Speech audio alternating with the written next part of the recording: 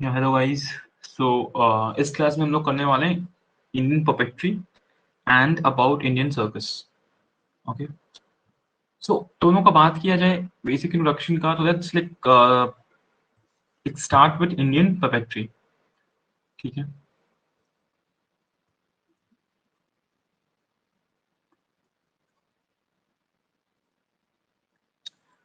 तो Indian puppetry पता है लाइक इसके जो एविडेंसेस हैं, we can see the evidences also in Harappa and Mohenjodaro. ठीक है, मोहनजोदड़ो और हड़प्पा में हमारा फर्स्ट एविडेंस मिल रहा है। ठीक है, जिसमें हम लोगों को क्या मिल रहा है? पपेट्स मिल रहे हैं, पपेट्स विद सॉकेट्स। ठीक है जी, सॉकेट्स जो हैं वो सब अटैच्ड हैं पपेट्स में। ठीक है, तो ये हम लोग को मिल रहा है दो जगह, हड़प्पा में मिल रहा है, हड़प्पा में मिल रहा है एंड मोहनजोदड़ो में मिल रहा है।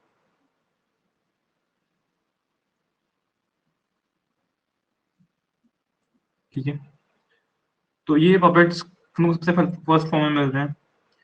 उसके बाद अगर हम लोग देखा जाए कुछ रेफरेंसेस के बारे में, तो हम लोग को मैरियोनेट थिएटर के कुछ रेफरेंसेस मिल रहे हैं 500 बीसी के टाइम पे भी। ठीक है, तो हम लोगों को मैरियोनेट थिएटर के रेफरेंसेस मिल रहे हैं 500 बीसी के आसपास। ठीक है, उसके बाद we can see some evidence of Tamil classic. Tamil classic है एक तमिल लैंग्वेज में एक किताब लिखी हुई है विच इज सीलपद्दीकरम। ठीक है, सीलपद्दीकरम एक किताब है ऑफ तमिल, तमिल क्लासिक है, ये तमिल की है। ये भी करीब आपका ये फर्स्ट सेंचुरी बीसी के आसपास लिखी हुई है। ठीक है,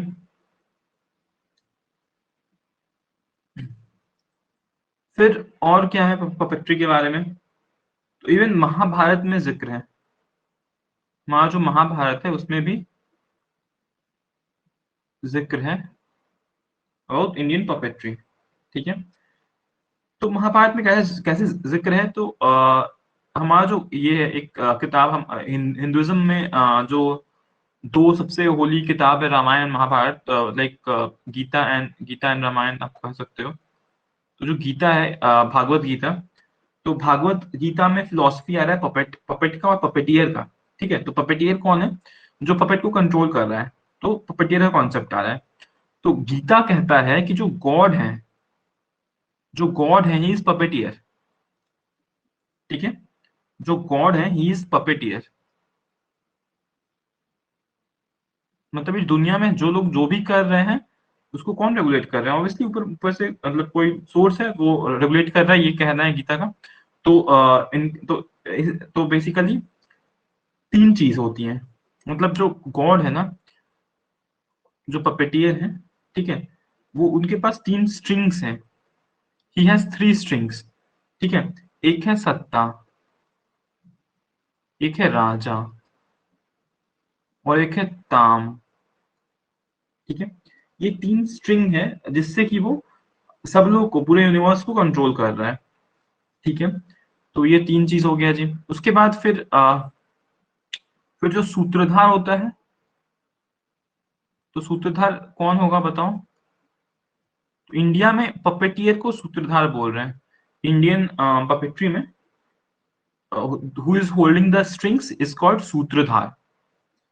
ठीक है, उसके बाद अभी क्या हो रहा है, अभी ड्यू टू अभी क्या हो रहा है कि अभी जो डिक्लाइन हो रहा है इंडियन पपेट्री का ना, डिक्लाइन हो रहा है। तो ये डिक्लाइन क्यों हो रहा है? The reasons are lack lack of devoted audience,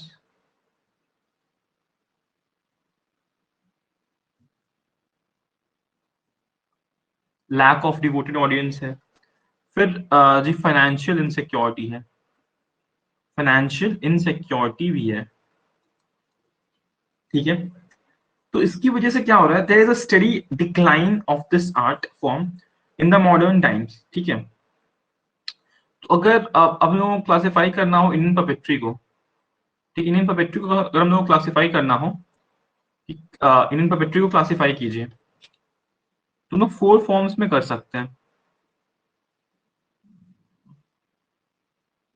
ठीक है, सो पहला है हमारा स्ट्रिंग पपेट्री। ठीक है, स्ट्रिंग पपेट्री है।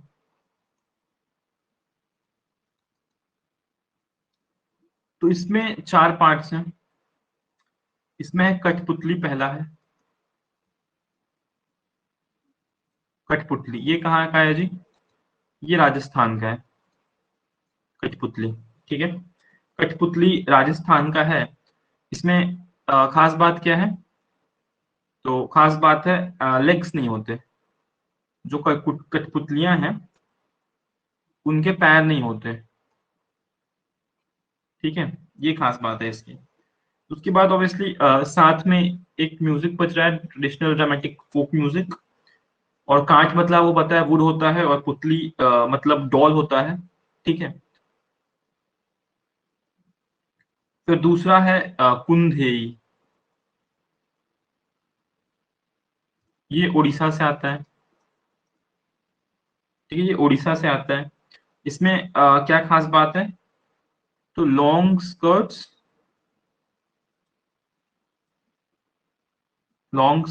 And more joints. ठीक है, मोर जॉइंट से क्या हो गया जी? ये पपेटियर के पास कंट्रोल ज्यादा हो गया, पपेटियर के पास कंट्रोल ज्यादा हो गया। He can use the flexibility of the dolls now. अब क्या कर रहा है, डॉल्स बहुत ज्यादा फ्लेक्सिबल हो गए हैं। ठीक है, और इसमें ना इन्फ्लुएंस मिलता है ओडिसी म्यूजिक का।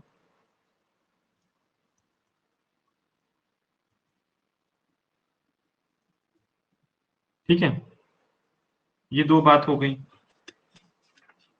उसके बाद हमारा जो तीसरा था इसमें, वो है गुम्बयता या गुम बयत्ता।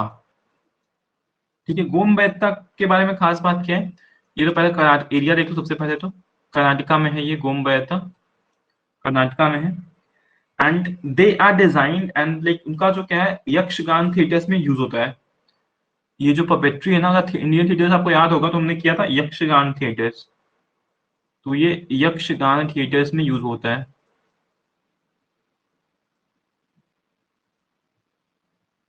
यक्षगान थिएटर्स में यूज होता है। ठीक है, और इसमें यूनिक फीचर क्या है कि जो पपेट्री में जो यूज है वो मोर देन वन पपेटियर का है। ठीक है, तो बेसिकली बहुत लोग इसमें जो पपेटियर है, हमें मोर देन वन पपेटियर है। ठीक है,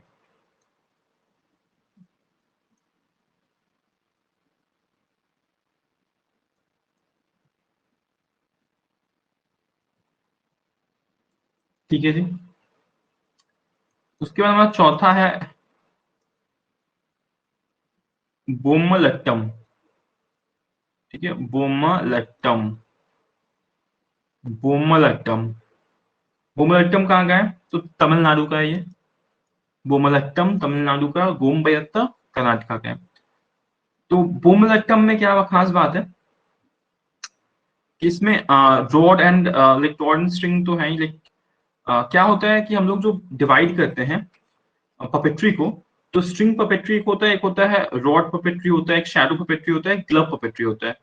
तो ये जो कॉम्बिनेशन है स्ट्रिंग और रॉड का, स्ट्रिंग भी यूज कर रहे हैं और रॉड भी यूज कर रहे हैं, ठीक है। ये इसका स्पेशल फीचर हो गया। उसके बाद जो पपेट्स हैं वो बहुत भारी होते हैं, ठीक है, हेवीएस्ट होते हैं,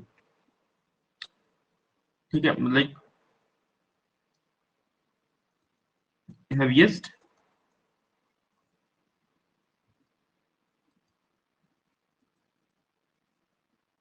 ठीक है, हेवीएस्ट में हाईएस्ट कितना साइज का हो जाता होगा जी?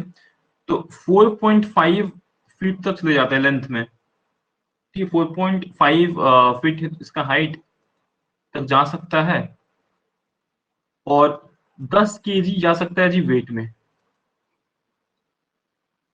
10 केजी जा सकता है वेट में, ठीक है। फिर जो बोमलक का थिएटर्स हैं वो बेसिकली विनायक पूजा, कोमली, अमलट्टम, ये सब मतलब इसके डिस्टिंक्ट स्टेजेस हैं, तो वो उतना इम्पोर्टेंट नहीं है, ये सब इम्पोर्टेंट बात बस यही है तो जो मैंने करा दिया, ठीक है।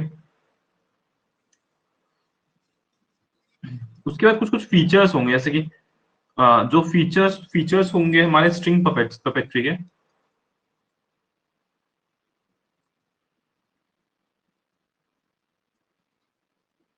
Features of string puppetry.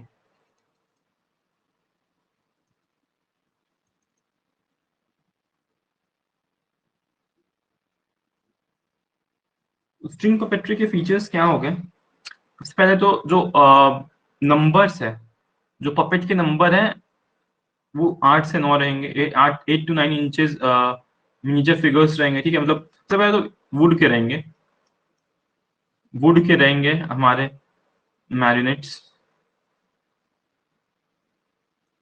या फिर मिनिएचर्स भी बोल सकते हो, ठीक है। उसके बाद सेकेंड प्रॉपर्टी क्या हो गया, कि ऑयल पेंट्स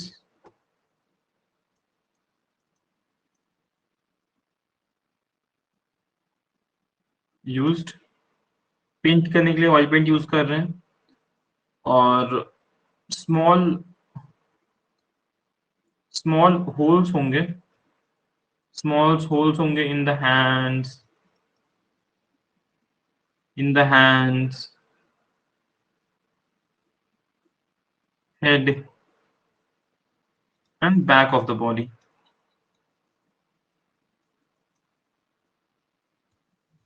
ठीक है। तो ये सब फीचर्स हो गए जी स्ट्रिंग पपेट्री के, ठीक है। वैसे ही हम लोग आते हैं अब शैडो पपेट्री में,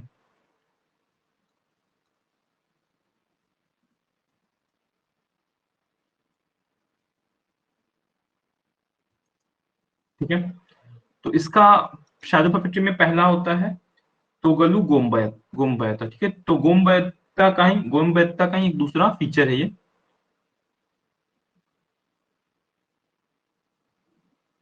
तोगलू गोम्बैता, ठीक है। तो तोगलू गोम्बैता में क्या हो रहा है, ऑब्वियसली गोम्बैता कर्नाटका को, तो ये भी कर्नाटका का ही होगा। इसमें क्या फीचर है स्पेशल, तो वेरिएशन है पपेट साइज में, ठीक है, मतलब एक पपेट बड़ा तो एक छोटा,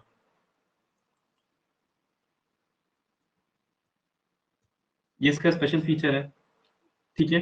और अब शैडो भी हो रहा है, ठीक है, तो शैडो तो समझ ही रहे हो आप, जो पपेट्स रहेंगे वो उनके शैडो से प्ले चल रहा है, ठीक है, एक्चुअल पपेट्स यूज नहीं हुए, उनके शैडो से प्ले चल रहा है, ठीक है। तो इसमें क्या दिखाया जाएगा, तो इसमें किंग वगैरह के बारे में दिखाया गया है, किंग्स एंड रिलीजियस फिगर्स के बारे में दिखाया गया है, ठीक है। तो शैडो पपेट्री में हमने क्या देखा कि Togalu Gombeyata is is a folk puppetry form जो कि कर्नाटका एरिया में पॉपुलर है, कर्नाटका में पॉपुलर है। इसका स्पेशल फीचर क्या है, वेरिएशन है पपेट साइज में, ठीक है।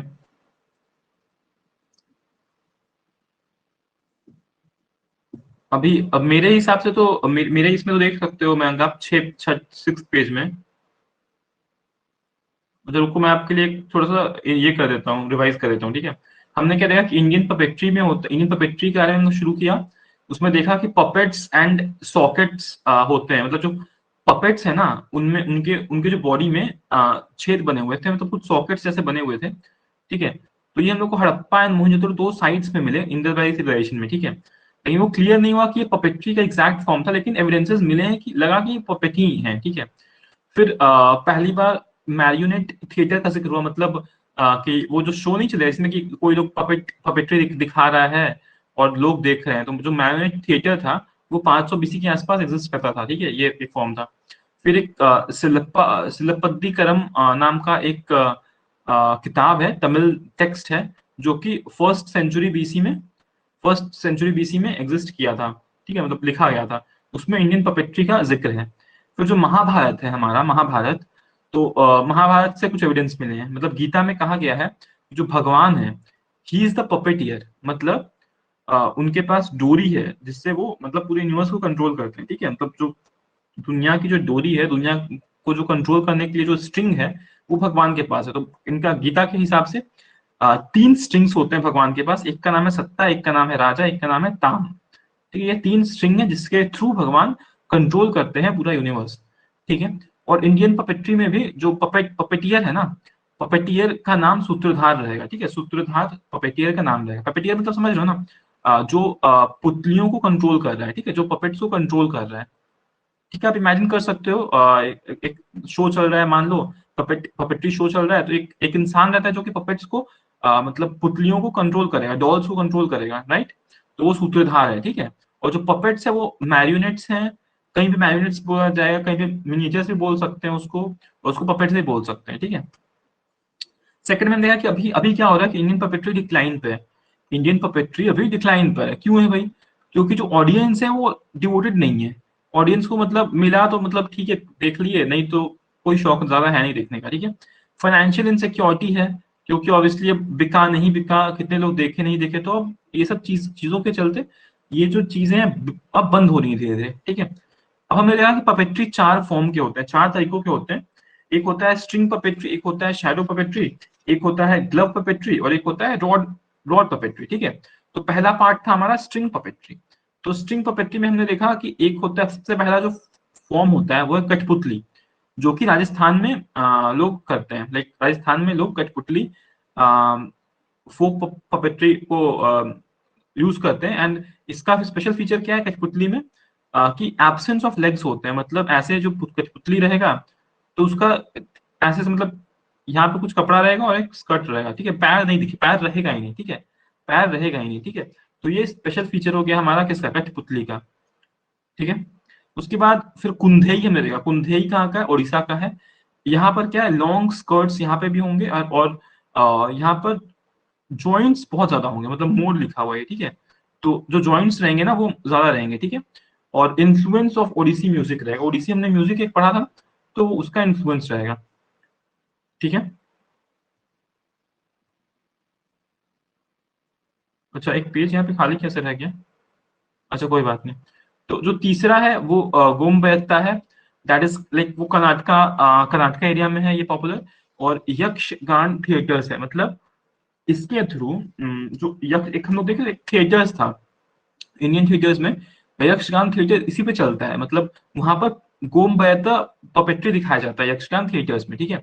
और इसमें खास बात क्या है, जो पपेटियर का नंबर है, मतलब अब एक आदमी नहीं है, बहुत सारे आदमी हैं, और वो लोग बहुत सारे पपेट्स को कंट्रोल कर रहे हैं, ठीक है। तो ऐसा कुछ सीन इमेजिन करो, ठीक है। फिर बोमलट्टम क्या है तमिलनाडु में, तो ये कॉम्बिनेशन है स्ट्रिंग और रॉड पपेट्री का, ठीक है, स्ट्रिंग भी यूज कर रहे हैं, रॉड भी यूज कर रहे हैं। और ये इसमें हैवी मैरिनेट्स है, ठीक है। मतलब जो पपेटियर्स है ना, मतलब वो लोग हैवी हैवी पपेट्स को कंट्रोल कर रहे हैं। उसका हाइट 4.5 फीट तक हो सकता है लंबाई में, और वेट करीब 10 केजी के आसपास हो सकता है, ठीक है। फिर फीचर्स में हमने देखा कि वुड के बने होते हैं ये मिनिएचर्स, फिर ऑयल पेंटिंग यूज होता है, और स्मॉल होल्स होते हैं इन द हैंड्स, ठीक है। और हेड एंड, ठीक है, जो स्मॉल होल्स है ना वो हैंड्स में भी है, हेड में भी है, बैक ऑफ द बॉडी में भी है, ठीक है, समझ रहे हो ना। तो जो स्मॉल होल्स होंगे उसमें वो धागा कनेक्ट करते होंगे, और उससे फिर कंट्रोल करते होंगे पपेट को, ठीक है। तो ये बात था, हम लोग शैडो पपेट्री में आ चुके थे, एंड शैडो पपेट्री में हमने देखा था कि तोगलो गोमबरत्ता, तो गोमबरत्ता तुम लोग को पता है पहले से कि कर्नाटका का ही एक कर्नाटका का ही ये एक फॉर्म है। तो अब शैडो पपेट्री कर रहे हैं, मतलब समझ रहे हो, अब जो पपेट्स को सीधे नहीं दिखा रहे हैं, पपेट के शैडोज दिखा रहे हैं, और उससे एक शो क्रिएट करने की कोशिश कर रहे हैं, ठीक है। तो इसमें क्या हो रहा है, इसमें इसकी खास बात क्या है कि जो साइज है ना, पपेट साइज वो बहुत ज्यादा वेरी कर रहा है, ठीक है, वो बहुत ज्यादा वेरी कर रहा है, ठीक है। यहाँ तक हम लोग देखे थे, आगे देखते हैं। तो ये इसका खास बात है। दूसरा हो गया हमारा रावण छाया, ठीक है, रावण छाया। तो रावण छाया कहाँ का है, तो ये ओडिशा ही रीजन का है। ये रावण छाया उड़ीसा रीजन का है। इसमें खास बात क्या है ना कि जो पपेट्स हैं वो डियर स्किन के बनते हैं, और वो ड्रामेटिक पोस्चर्स को ये करते हैं, मतलब डियर स्किन का यूज होता है पपेट्स बनाने में, ठीक है। उसके बाद उसके बाद क्या होता है कि they do not hold any joints attach to them, ठीक है, जॉइंट्स नहीं होते, तो जॉइंट्स नहीं है इस बार, ठीक है। उसके बाद use of non human puppet such as trees animals is common, ठीक है। अब क्या करेंगे लोग, नॉन ह्यूमन पपेट्स भी दिखाए, कि अभी तक क्या था कि कठपुतलियां इंसान को डिनोट करने के लिए दिखाया जा रहा था, और यहाँ पर क्या है कि पेड़ पौधे ये सबको भी दिखाया जा रहा है,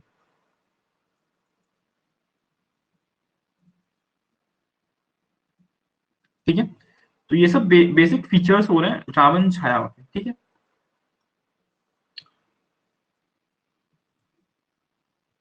तो फिर तीसरा है हमारा थोलू बोमलत्ता, ठीक है, बोमलत्तम का ही छोटा भाई है। तो ऑब्वियसली कहाँ का होगा, तमिलनाडु का होगा, लेकिन तमिलनाडु का नहीं है, ठीक है। ये बोमलत्ता है, वो बोमलत्तम था, ठीक है। तो बोमलत्ता ये पता है कहाँ का, ये आंध्र प्रदेश का है उधर का ही, लेकिन ये छोटा भाई है, ठीक है। तो आंध्र प्रदेश थोड़ा सा ऊपर है। तो इसमें इसमें खास बात क्या है कि इसमें म्यूजिकल क्लासिकल बैकग्राउंड चलता है, और जो कि माइथोलॉजिकल और डिवोशनल टेल्स कहता है, माइथोलॉजिकल प्लस डिवोशनल कहानियां, पीछे से बैकग्राउंड में म्यूजिक चल रहा है, और ये लोग थोलू बोमलत्ता से पपेट्स को लेके उनके शैडोज बना रहे हैं, और उससे कहानी को कह रहे हैं, ठीक है, ठीक है। और ये सब टेल्स कहाँ का है भाई, तो ये सब एपिक्स या पुराण का होता है। एपिक्स या पुराण, एपिक्स मतलब पता है ना, Ramayana is epic, Mahabharata is an Indian epic, तो ये सब एपिक है। और पुराण आपको पता ही है, ये सब जितने भी मुंडक पुराण, मतलब बहुत सारे पुराण होते हैं ना, हमने कुछ कुछ पढ़े भी हैं, पढ़ रखे हैं, ठीक है। तो एपिक्स और पुराण होते हैं, ठीक है। अब हम लोग देखते हैं इसका फीचर्स, देख लेते हैं features overall, features of shadow shadow puppetry, ठीक है। तो इसमें क्या था, सबसे पहला तो बात है कि फ्लैट फिगर्स यूज ज्यादा होते हैं, मतलब अब जैसे कि पहले हम लोग, पहले क्या था कि जो पपेट थे वो एकदम इंसान के टाइप के थे, मतलब सिलेंड्रिकल होंगे या फिर वैसे होंगे। अब क्या हो गया, फ्लैट हो गए, क्योंकि अब शैडो से काम चलाना है ना, शैडो से दिखाना है, तो फ्लैट रहे जैसे भी रहे, शैडो से मतलब है, राइट। तो फ्लैट फिगर्स हो गए, और ये किससे बनाया जा रहा है जनरली, लेदर से या फिर एनिमल स्किन से, ठीक है, लेदर से बनाया जा रहा है, ठीक है, लेदर से मोस्टली बनाया जा रहा है। डियर स्किन से बस एक बनाया जा रहा था हमारा, और वो था रावण छाया, ठीक है, बाकी सब बन रहा है लेदर से, ठीक है। फिर व्हाइट स्क्रीन, स्क्रीन जो है व्हाइट स्क्रीन पीछे लगा रहे हैं लोग, व्हाइट स्क्रीन लगा रहे हैं, ठीक है। और फिर लाइट आ रहा है,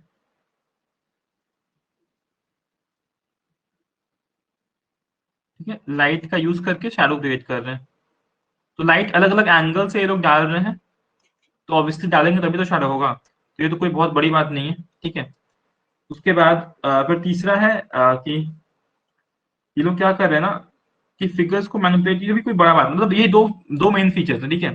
फ्लैट फिगर्स होंगे और पीछे एक व्हाइट स्क्रीन होगा, ये दो मेन फीचर्स हो गए शैडो पपेट्री के, ठीक है। हमारा तीसरा है ग्लव पपेट्री,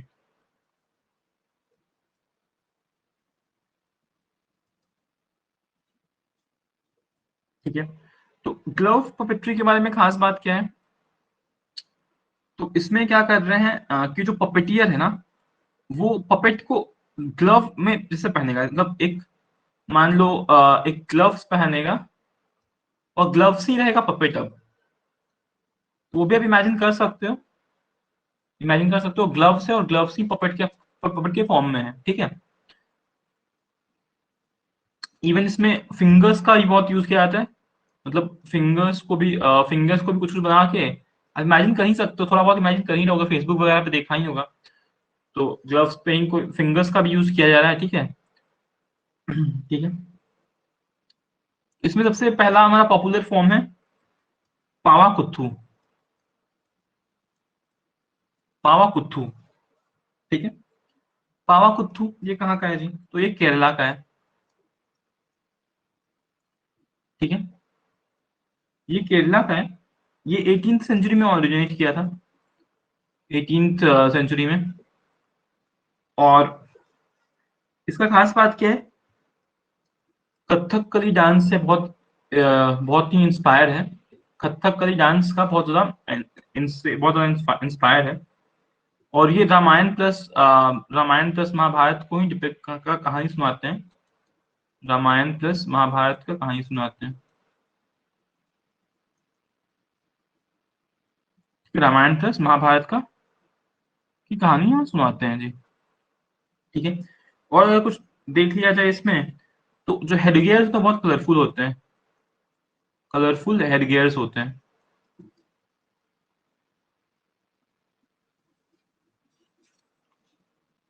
ठीक है।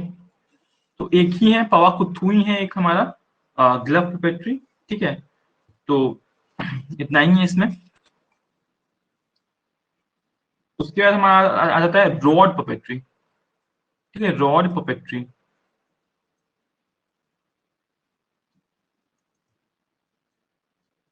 ठीक है। तो ये तो चौथा होगा, ठीक है, ये चौथा है रॉड पपेट्री। और इसमें क्या क्या है, तो यमपुरी है, ठीक है। यमपुरी कहाँ का है जी, अपना बिहार का है, ठीक है, यमपुरी सबसे इंपॉर्टेंट हो गया, ठीक है, इंपॉर्टेंट हो गया एकदम। यमपुरी बिहार का है। इसमें क्या हो रहा है कि जो पपेट्स है ना, वो वुड से बनाए जा रहे हैं विदाउट एनी जॉइंट। सबसे बड़ी बात तो कि विद मतलब जॉइंट्स नहीं है, जॉइंट्स नहीं है, ठीक है। They are carved out of a single piece of wood and then painted and dressed in bright colours, ठीक है। Carve out of a single piece of wood, ठीक है,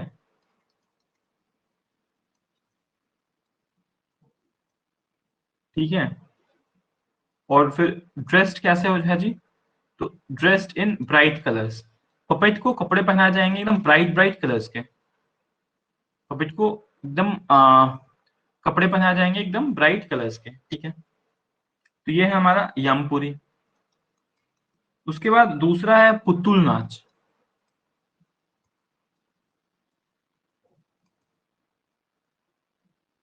ठीक है। तो पुतुल नाच, तो ये हमारा हो रहा है रीजन्स इसमें क्या है, तो बंगाल, बंगाल है, उड़ीसा है, असम है, ठीक है। तो इसमें क्या खास बात है पुतुल नाच में, तो द फिगर इसमें क्या हो रहा है कि तीन जॉइंट्स का यूज हो रहा है सबसे पहले बात तो, ठीक है।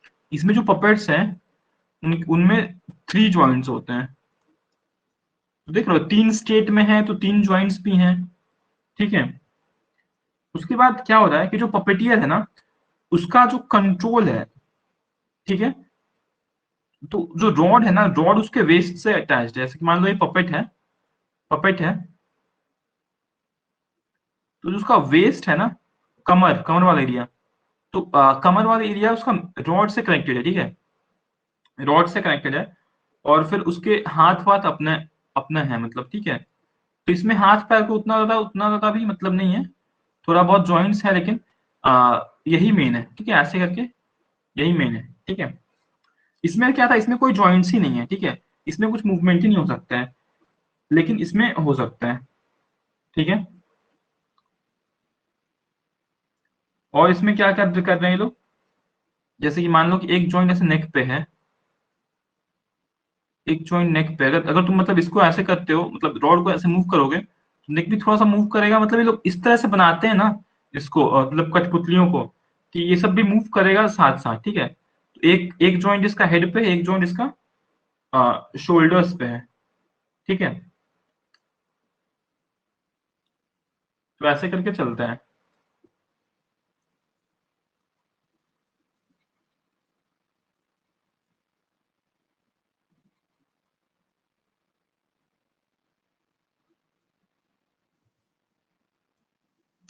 ठीक है, तो मेन बात क्या होगा कि बंगाल, उड़ीसा, असम में 3 जॉइंट्स हैं जी इसमें।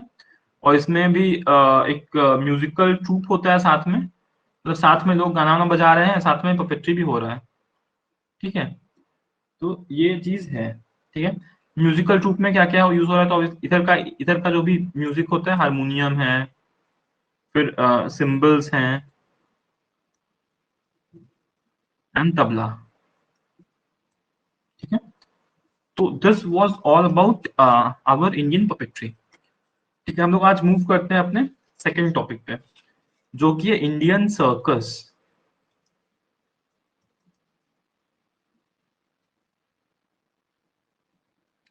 ठीक है, तो इंडियन सर्कस के बारे में खास बात क्या है, तो इंडियन सर्कस जो है ना, उसका कोई बहुत ज्यादा ही कोई हिस्ट्री नहीं रहा। मतलब ये कहा जाए तो ये नया लाया गया है। मतलब क्या हो रहा है, इंडिया में पहली बार 1880 में सर्कस होता है, ठीक है। तो एक्चुअली हम लोग यूरोप वगैरह से सर्कस लाए हैं, ये इंडिया का अपना कुछ नहीं है इसमें, ठीक है।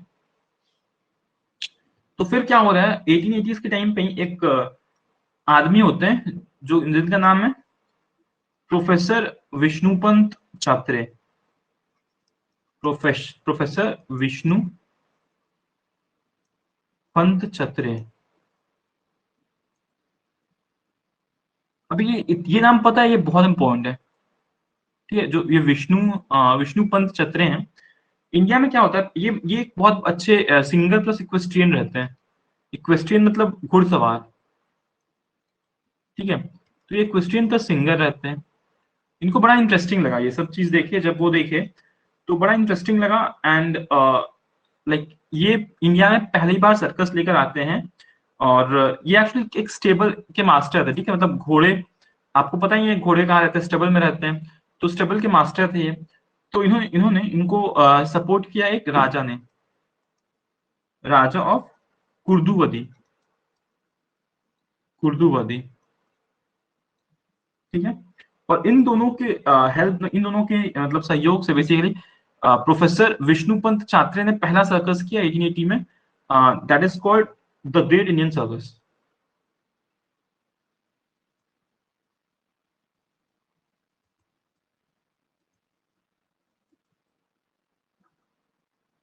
ठीक है, तो द ग्रेट इंडियन सर्कस अभी भी मतलब आप सुनोगे ही, बहुत ही फेमस है। मूवीज भी बनने वाले, मूवी शायद बन गया है, बनने वाला है, पता नहीं। तो द ग्रेट इंडियन सर्कस बहुत ही पॉपुलर है। और इसके जो फाउंडर हैं Vishnupant Chatre, he is known as the he is known as the father of Indian circus. ये जो है ना, ये है फादर ऑफ इंडियन सर्कस।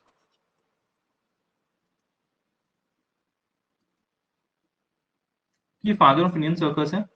और फिर इन्होंने क्या किया, इन्होंने मतलब टूर भी किया, ये श्रीलंका गए, फिर साउथ ईस्ट एशिया गए, बहुत पॉपुलर हुए उस टाइम। फिर नॉर्थ अमेरिका गए तो पता चला कि वहां पे तो बहुत अच्छे अच्छे एथलीट्स हैं, मतलब बहुत अच्छे अच्छे वो सर्कस कराने वाले लोग हैं, सर्कस मास्टर्स हैं। तो वहां पे उतने पॉपुलर नहीं हो पाए, but still like he was the father of Indian circus, ठीक है।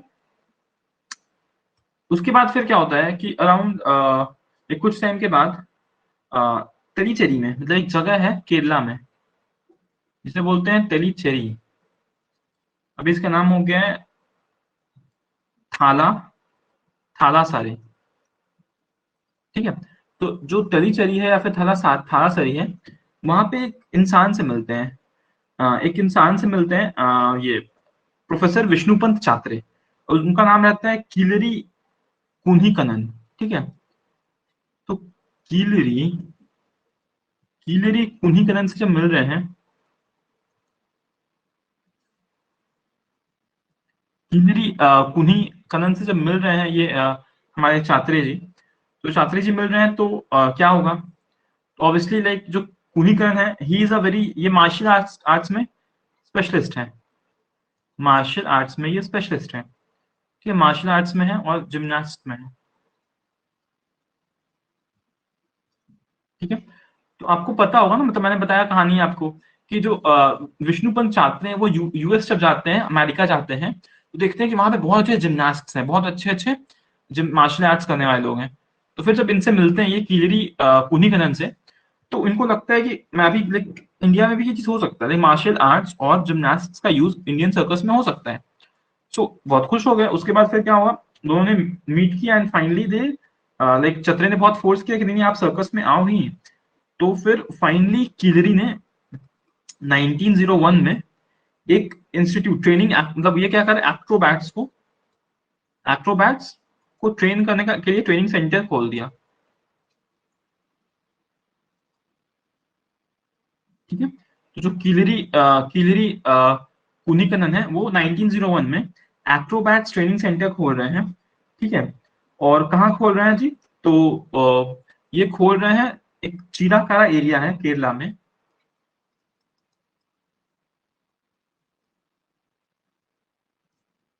ठीक है। तो चीराकारा एरिया में अब ये खोल रहे हैं अपना इंस्टीट्यूट, ठीक है।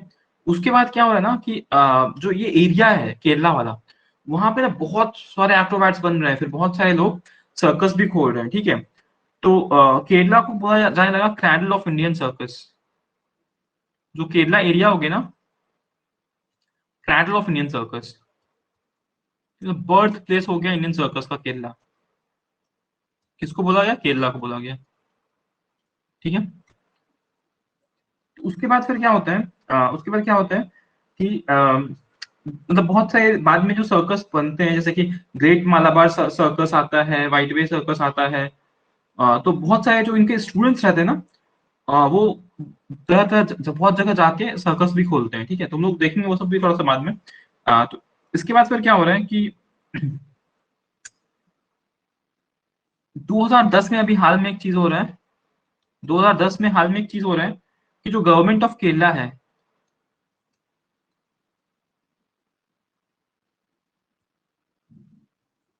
उसने सर्कस अकेडमी खोला है, सर्कस अकेडमी खोला है थानासरे में, ये थानासरे में खोला है। और किसके ऑनर में खोला है? तो ऑब्वियसली जो किलेरी कुन्हीकरण है, उनके कहने पर, उनके उनके ऑनर में खोला गया है, ठीक है। और क्या का ये जो ये है, ये जो किलेरी कुन्हीकरण है, इनको पता है क्या कह दिया गया? इनको कह दिया गया फादर ऑफ केरला सर्कस,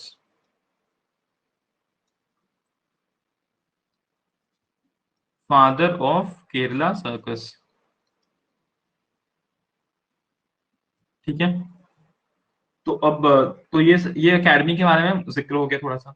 अब हम लोग देखते हैं कि मेजर सर्कस कंपनीज क्या थे इंडिया, क्या है इंडिया में, इंडिया में अभी के टाइम पे, या फिर कौन कौन से मेजर ये हुए, मेजर सर्कस कंपनीज हुए,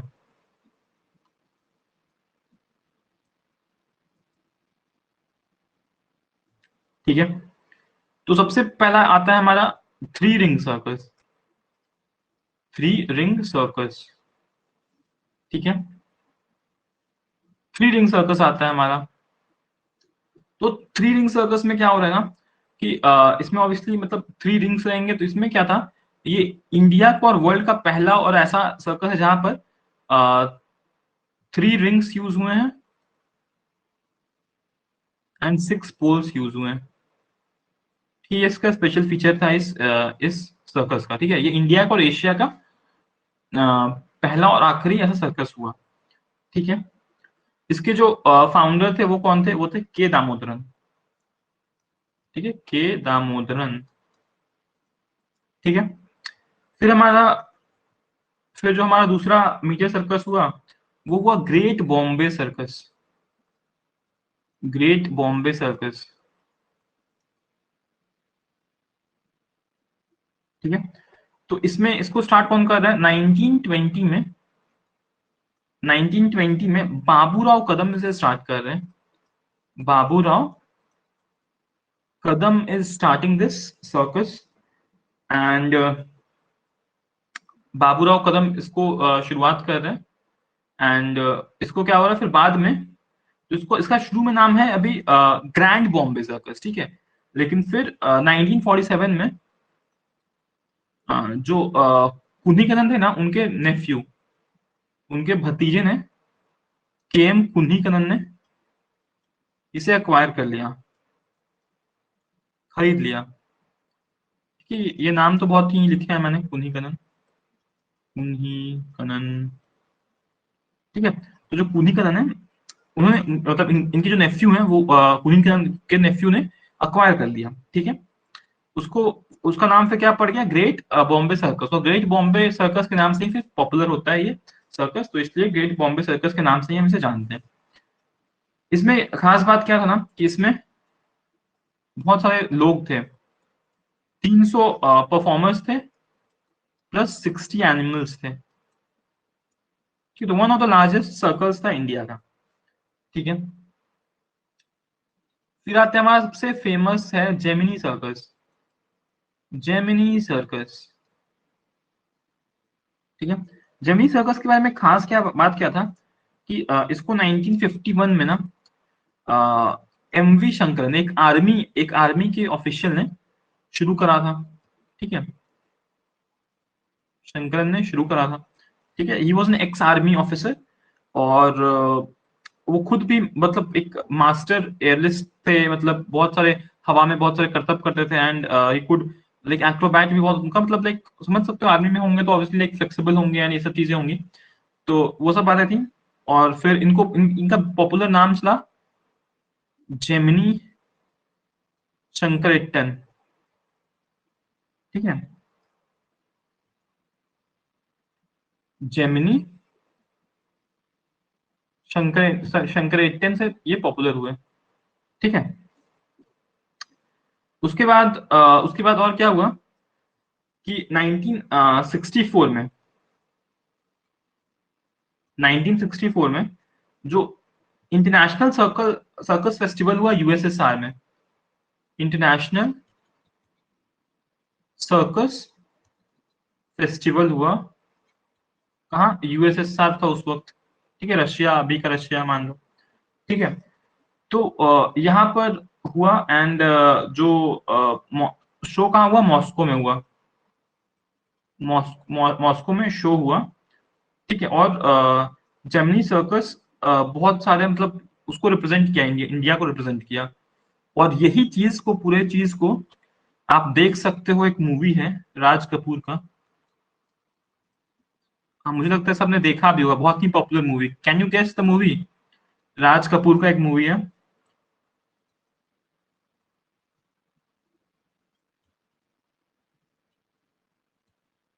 मेरा नाम जोकर, यस। तो मेरा नाम जोकर राज कपूर का मूवी है। तो उसमें जेमिनी सर्कस में ही एक आर्टिस्ट की कहानी है कि लाइक उसके जो स्ट्रगल्स थे, एंड कैसे like a joker is like in emotional side दिखाने की कोशिश की गई। बहुत अच्छा मूवी है, नहीं देखी हो तो प्लीज देख लो, बहुत अच्छा मूवी है।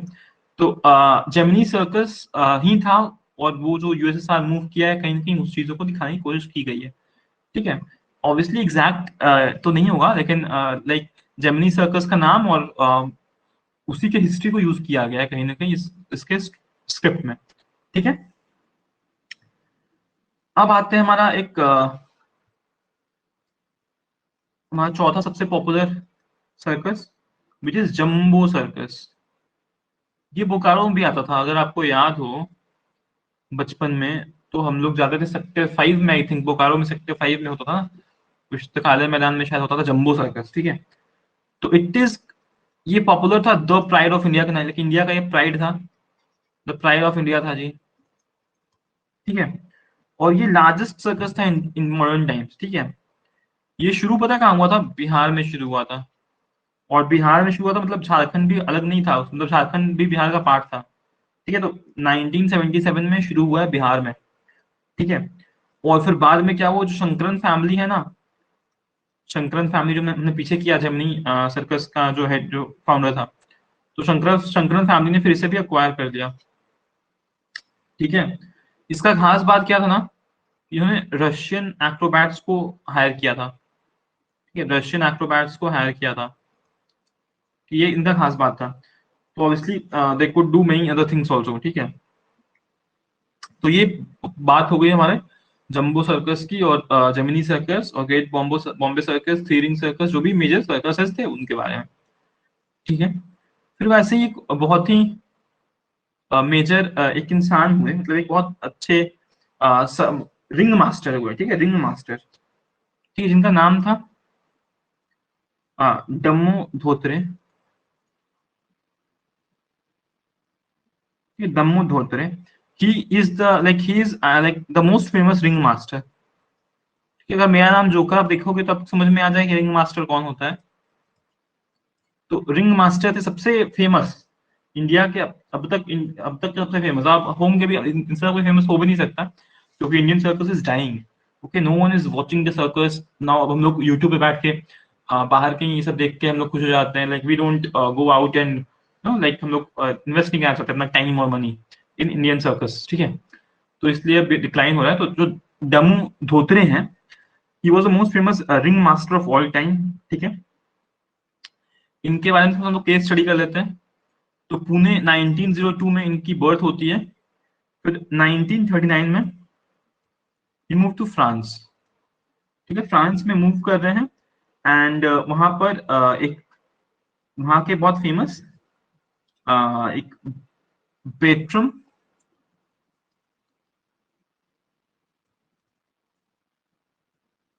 बेट्रम मिल्स सर्कस को ज्वाइन कर रहे हैं। ठीक है, ये हो रहा है जी। उसके बाद फिर क्या हो रहा है कि आफ्टर लाइक कुछ टाइम के बाद ही moves to the world famous Bailey, like Barnum and Bailey circus. कुछ टाइम के बाद 1939 के कुछ टाइम के बाद, लाइक मे बी उस ईयर एक दो साल के बाद, बर्नम एंड बेली सर्कस में ज्वाइन कर रहे हैं।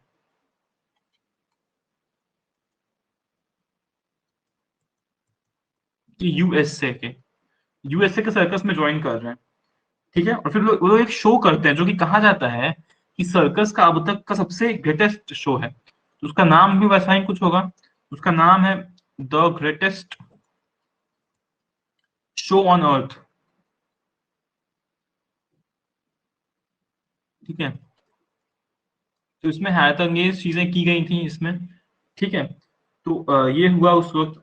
उसके बाद फिर क्या हुआ कि लाइक यूएस खुश होकर कि इतना मतलब ब्रिलियंट आदमी है, इतना स्किलफुल आदमी है, तो लोग क्या करते हैं ऐसे स्किलफुल आदमी लोग को ये लोग अपने में रख लेते हैं, अपने कंट्री में ऐड कर देते हैं और सिटीजनशिप दे देते हैं।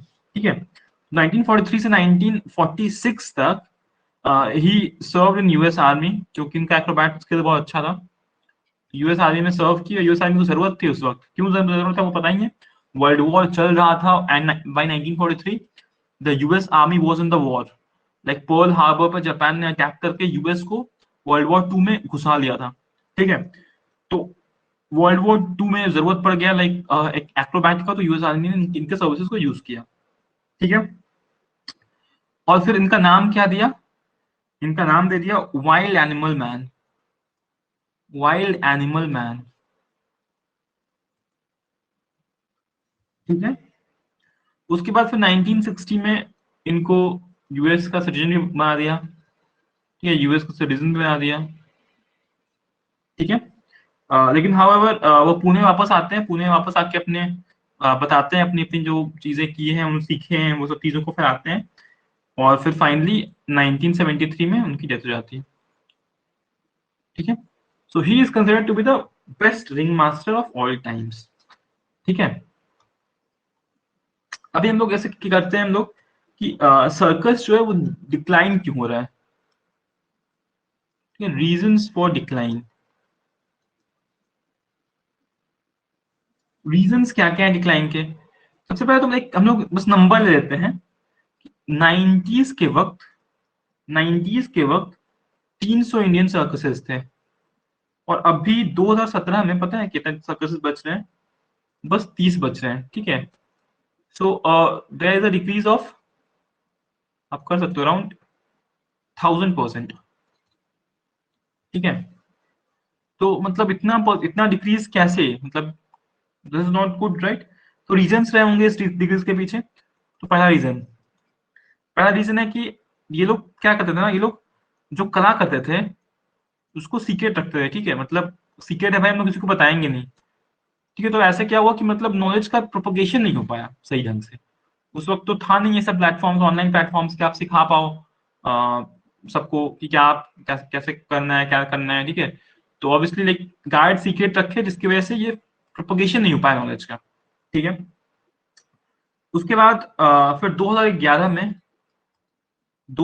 में क्या हुआ, सुप्रीम कोर्ट ने बैन कर दिया, सुप्रीम कोर्ट ने बैन कर दिया hiring children in circus.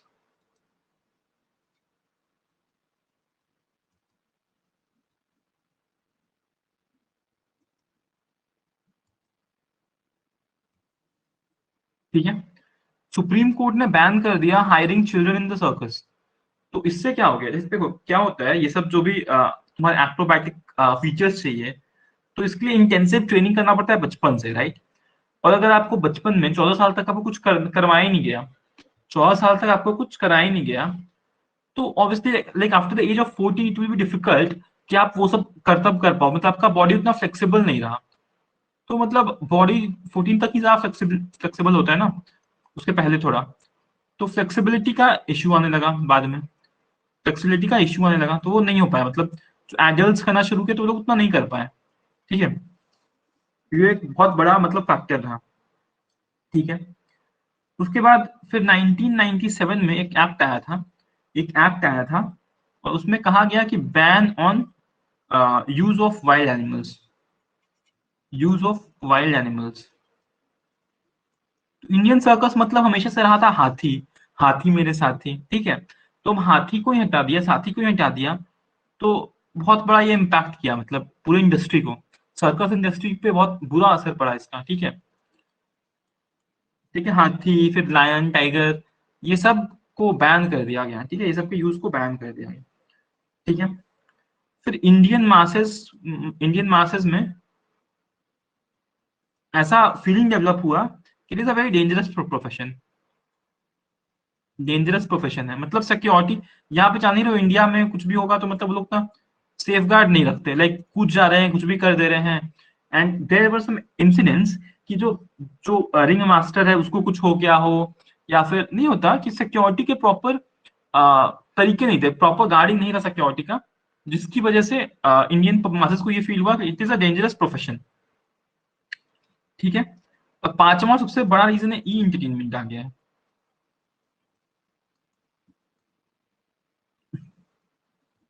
E entertainment and globalisation, ठीक है। अब क्या हो गया है ना कि कहीं ना कहीं जो इंडियन ट्रेडिशनल इंडियन सर्कस था, तो वो लोग जो करते थे वो, मतलब जो करते थे वो मतलब उससे बहुत ज्यादा कुछ कर रहे हैं बाहर के लोग, मतलब यूएस में चले जाओ तो वो लोग कुछ और ही मतलब हैरत अंगेज चीजें कर दे रहे हैं। तो अब क्या हो रहा है, हम लोग सीधे मतलब यूट्यूब या वगैरह जो भी मतलब ई इंटरटेनमेंट चैनल्स हैं, सोशल प्लेटफॉर्म्स हैं, वहां पर जाकर वो सब देख लेते हैं। तो अब क्या करेगा, हम लोग इंडियन वालों को तो ऑब्वियसली भाव नहीं देंगे, हम लोग क्यों मतलब क्यों पे करें जब उससे बेहतर कंटेंट हम लोग को मिल रहा है ऑनलाइन, तो हम लोग रियल में जाकर क्यों देखें सर्कस, राइट। तो वो भी वैलिड पॉइंट है। और कहीं ना कहीं जो इंडियन सर्कस में जो थे, तो ट्रूप्स था, they could not cope up to the competition due to the globalization. तो वो भी एक बहुत बड़ा इशू रहा, ठीक है। तो ये 5 मेजर मेजर रीजंस रहे for the decline of Indian circus, ठीक है। तो ये सब क्वेश्चन का मेंस में आएगा ना, तो मेंस में अगर आपको ये 5 पॉइंट आप लिख दो तो आपका एकदम मतलब मस्त जाएगा, ठीक है, मतलब एकदम मस्त आंसर होगा अगर ये 5 पॉइंट आप लिख दिए तो, ठीक है। तो ये सब मेंस में ज्यादा इंपॉर्टेंट क्वेश्चन है, ऐसे ऐसे आपको ये सब ऐसे आपको याद रखना। ये सब 2011 में एक एक्ट आता है जिसमें चिल्ड्रन को बैन कर दिया गया, तो 1997 में एक बैन होता है वाइल्ड एनिमल्स वाला। तो ये सब आ सकता है आपका प्री में, ठीक है। उसके बाद अब इसको ठीक कैसे किया जाए, लाइक एज अ एसडीएम आपका तो जिम्मेदारी बनता है कि आप इसको मतलब सोल्यूशन आप प्रोवाइड करो। आप प्रॉब्लम सबको देख सकता है, प्रॉब्लम सबको पता है, आप सोल्यूशन कैसे प्रोवाइड करोगे। तो पॉसिबल रेमेडीज क्या हो सकते हैं, आप लोग बताओ, आप लोग बताओ क्या हो सकते हैं पॉसिबल रेमेडीज, अभी तक जितने क्लास किया उस हिसाब से क्या हो सकते हैं। like how we can revive this Indian circus academy, circus Indian circus को कैसे revive करें, कोई सजेशन दो आप लोग।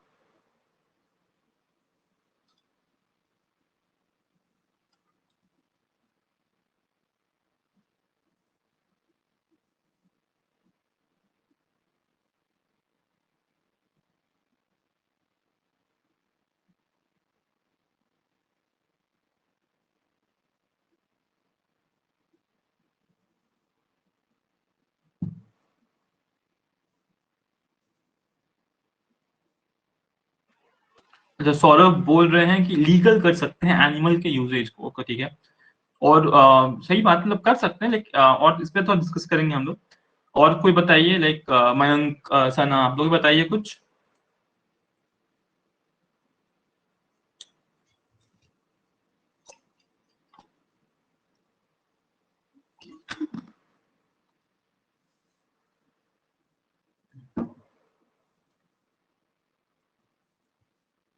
हाँ, मेक श्योर कि प्रॉपर ट्रीट किया जाए, मिस यूज ना हो।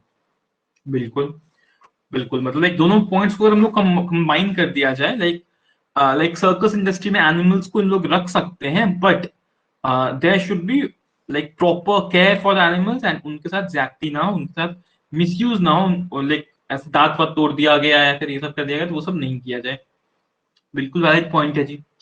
ठीक है, तो हम लोग एक इसका ये कह सकते हैं, लाइक एकदम सब पॉइंट्स को मिलाकर हम लोग कह सकते हैं कि इंक्रीज्ड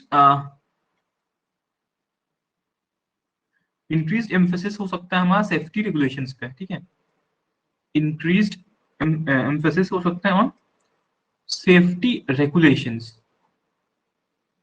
ठीक है, तो सेफ्टी रेगुलेशंस फॉर जो भी हैं, मतलब फॉर द परफॉर्मर्स। ठीक है, तो बोथ ह्यूमन और ह्यूमन प्लस एनिमल्स, जो भी परफॉर्मर्स हैं उनके सेफ्टी ऐसा नहीं है कि मतलब आप लाइन को आग के बीच से कुदा रहे हैं। आप कुदा सकते हो, but like like how you, I don't like, it is a point of मतलब क्या बोले, पॉइंट ऑफ डिस्कशन कि सेफ्टी रेगुलेशंस मतलब कैसे और इनहांस कर सकते हैं, क्या क्या चीज कर सकते हैं। तो obviously there will be like some wise people, और जो लोग इस इंडस्ट्री से जुड़े हुए हैं, like they can form a committee और something, and then they can discuss over this कि क्या क्या कर सकते हैं जिससे कि हम लोग जो परफॉर्मर्स हैं उनके सेफ्टी रेगुलेशंस को और एनहांस कर सकते हैं कि किसी को इंजरी ना हो, किसी को कुछ प्रॉब्लम ना हो। ठीक है, फिर गवर्नमेंट क्या कर सकता है? तो गवर्नमेंट हमेशा ये तुम हर पॉइंट, मतलब जो भी ऐसा प्रॉब्लम होता है ना जिसमें कि जो इंडस्ट्री डाई करता है, मान लो जो भी इंडस्ट्री नीचे, जैसे कभी ऑटोमोबाइल सेक्टर नीचे जा रहा था, तो गवर्नमेंट ने बहुत सारे उसको लीगल एड्स दिए। ठीक है, तो government always can help the industry to grow. ठीक है, तो गवर्नमेंट क्या कर सकता है ना, गवर्नमेंट क्या कर सकता है, गवर्नमेंट प्रोटेक्शन प्रोवाइड कर सकता है फॉर द सर्कस परफॉर्मर्स। अभी क्यों, अभी लोग के मन में डर है कि वो लोग सर्कस का ऐसा करियर ऑप्शन देख ही नहीं रहे हैं। क्यों? क्योंकि ना लोग इंटरेस्टेड है देखने को, और इतना टफ प्रोफेशन है कि एक एज के बाद, मतलब आप अगर मान लो कि अगर कोई ये रिंग मास्टर है, तो वो मान लो एट द एज ऑफ, आप 14 तक तो ऐसे यहाँ बैन ही करके रखे हो। उसके बाद अगर वो सीखता है, सीखने में टाइम लगता है, मास्टर होने में टाइम लगता है, और फिर करीब 35-40 तक आते आते आपका बॉडी फिर साथ देना कम कर देता है आपका, मतलब आप ऑब्वियसली उतने फिट नहीं रहते हो आफ्टर 40। ठीक है, तो फिर तो ये बहुत ही कम टाइम के लिए एक प्रोफेशन है, उसके बाद लोग क्या करें? तो देखा गया कि जो बहुत सारे सर्कस परफॉर्मर्स हैं, वो लोग फिर मैनुअल लेबर्स की तरह वर्क करते हैं आफ्टर एज ऑफ 40। ठीक है, तो ये बहुत ही बुरा है, बहुत ही बुरा है। तो गवर्नमेंट को क्या करना चाहिए, लाइक दे कैन, लाइक जैसे कि मान लो कि कोई अगर क्रिकेटर है या फिर कोई ओलंपियन है, ठीक है, तो ये लोग अगर मान लो कोई वर्ल्ड कप खेल लिया हो क्रिकेटर, तो वो सबको ना आजीवन पेंशन मिलता है। ठीक है, लाइफ टाइम पेंशन मिलता है, हर महीने कुछ ना कुछ मिलता है। ठीक है, तो वैसा ही कुछ स्कीम ये लोग सर्कस परफॉर्मेंस के लिए भी रख सकते हैं, राइट? या फिर कुछ लीगल एड दे सकते हैं, अगर कोई मान लो कि कोई सर्कस का बिजनेस करना चाहता है तो उसको थोड़ा सा हेल्प दे दें, लोन दे दें, कम रेट्स पे दे दें, या फिर मतलब जीरो रेट्स पे दे दें, लोन्स दे दें। ठीक है, तो ऐसा कुछ कर सकता है, तो गवर्नमेंट प्रोटेक्ट कर सकता है सर्कस परफॉर्मर्स को। ठीक है, फिर तीसरी बात, अभी जो है ना, ये ministry of sports and youth के अंदर है। ठीक है, तो इसको सर्कस को लिया जाता है एज अ स्पोर्ट्स। अगर इसको मिनिस्ट्री ऑफ कल्चर में ऐड कर दिया जाए, ठीक है, मिनिस्ट्री ऑफ कल्चर में, तो मिनिस्ट्री ऑफ कल्चर में ऐड करने से क्या होगा, they will see it as an art, ठीक है, जैसे डॉग आर्मी। हाँ, तो अभी क्या है, अभी मिनिस्ट्री ऑफ स्पोर्ट, तो they see it as a sports, तो ऑब्वियसली इसको कुछ लीगल सैंक्शंस नहीं मिल पा, लीगल हेल्प्स नहीं मिल पा रहे। तो अब क्या हो पा रहा है कि मिनिस्ट्री ऑफ कल्चर में अगर चला जाता है ये चीज, ये मतलब सर्कस हमारा, तो दे will C at a cultural heritage की तरह उसको देखा जाएगा, उसको प्रोटेक्ट करने के लिए चीजें की जाएंगी। जैसे हमारे कुछ कुछ पेंटिंग्स, मधुबनी पेंटिंग्स हो गए, या फिर बहुत सारे जो पेंटिंग्स हैं विच आर डाइंग, या फिर the languages which are dying, तो उनको प्रोटेक्ट करने का जिम्मेदारी किसका है, स्टेट का है, हमारा है। एज अ ब्यूरोक्रेट और as a legislative member, responsibility government की और ब्यूरोक्रेट्स की है कि आपको प्रोटेक्ट करना है अपने कल्चरल हेरिटेज को। आप कैसे करोगे ये आपके ऊपर है, लेकिन आपको करना है। ठीक है, तो अभी तो ये कल्चरल हम लोग मान ही नहीं रहे, इसको एक कल्चरल हेरिटेज हम लोग मान ही नहीं रहे अभी तो, इसको पहले माने तो इसलिए मिनिस्ट्री ऑफ कल्चर में जाना बहुत ही अच्छा रेमेडी हो सकता है। ठीक है, सो लेट्स रिवाइज, आज हम लोग पूरे क्लास में जो किए उसको हम लोग एक बार अच्छे से रिवाइज कर लेते हैं थरोली। ठीक है, सबसे पहले तो मैं इसको एक बार सेव कर देता हूँ। तो ये पूरा पीडीएफ भी आपको मिल जाएगा एज इट इज, जो मैंने लिखा है सब कुछ वो भी आपको मिल जाएगा। ठीक है, तो we start with Indian puppetry. ठीक है,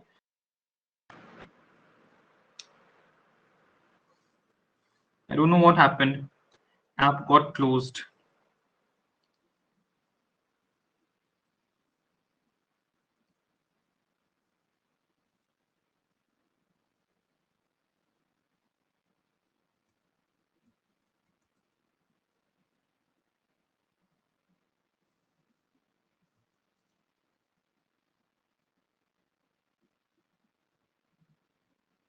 Now, how can I share that PDF?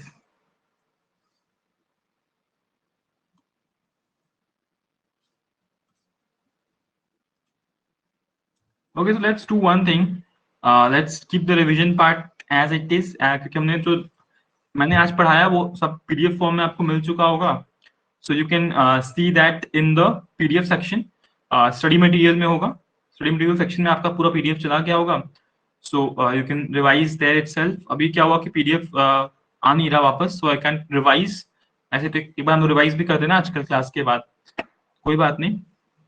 So कल क्या किया जाए, कल should we do martial arts in India, मतलब आर्ट एंड कल्चर कंटिन्यू करना है या ज्योग्राफी का कुछ टॉपिक किया जाए.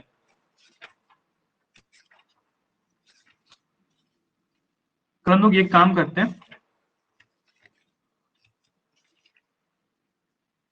लेट्स डू हम लोग कल क्या करते हैं, लेट्स डू मार्शल आर्ट्स और यूनेस्को साइट्स. ठीक है, यूनेस्को साइट्स करते हैं, plus we will do martial arts. ठीक रहेगा ना. यूनेस्को साइट्स पे फोकस करते हैं. मार्शल आर्ट्स अगर मान लो इसमें ज्यादा टाइम लग गया तो इसको स्किप भी कर सकते हैं. मार्शल आर्ट्स पे मतलब यूनेस्को साइट्स पे फोकस करते हैं. इससे तो क्वेश्चन बनना ही बनना है. आपको पता है ना, अभी 39 प्लस 140 हो गए शायद. अभी एक नया बना है तो 40 के आसपास हो गए, तो सब करेंगे हम लोग अच्छे से. और कुछ कुछ बहुत कुछ तो आप लोगों को पता होगा पहले से, लाइक अजंता एलोरा हम लोग फिर से आएगा इसमें, तो वो सब करेंगे, मजा आएगा. तो लेट्स डू इट टुमारो. ठीक है, एंड व्हाट एल्स.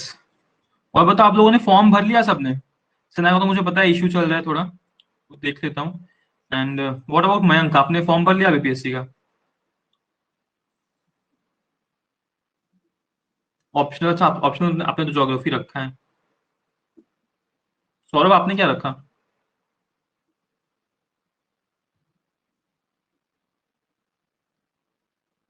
अच्छा, लेबर लॉज इन स्कोरिंग है.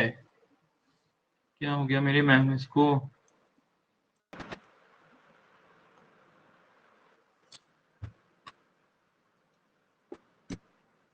हाँ, मतलब स्कोरिंग तो है, लाइक एज इन क्या बोलूं, मतलब लेकिन आपको थोड़ा अलग पढ़ना पड़ेगा, लेबर लॉज के एकदम अलग ही पढ़ना पड़ेगा. तो कर सकते हो, वैसा कुछ नहीं. इंग्लिश में पढ़ाने में जो कंटेंट, हिंदी में बहुत अच्छा कंटेंट है, तो जो लोग हिंदी में ऑप्ट कर रहे हैं वो उनके लिए तो बहुत अच्छा है, लेबर लॉज बहुत अच्छा है. इंग्लिश में थोड़ा कंटेंट का थोड़ा इशू हो सकता है. ठीक है, तो आज के लिए इतना ही रखते हैं, and let's meet tomorrow, and कल लोग मिलते हैं एंड फिर आगे चीजें करते हैं, ठीक है।